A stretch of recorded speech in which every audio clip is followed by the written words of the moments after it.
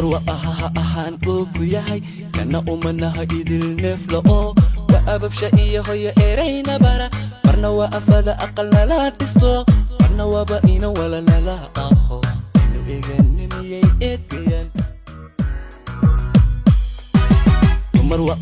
ahaan uu ku yahay kana umanaha idil neefla oo waa ababsha iyo hooyo erayna bara marna waa afada aqalna la dhisto marna waaba ina walana la aqo inu eeganimiyay eedgayan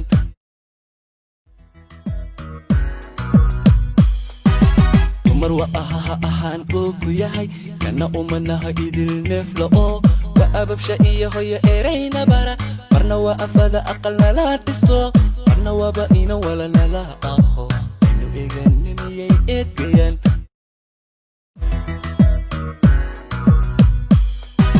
dumar waa ahaan uu ku yahay kana umanaha idil neefla oo waa ababsha iyo hooyo erayna bara marna waa afada aqalna la dhisto marna waaba ina walana la aqo inu eeganimiyay eedgayan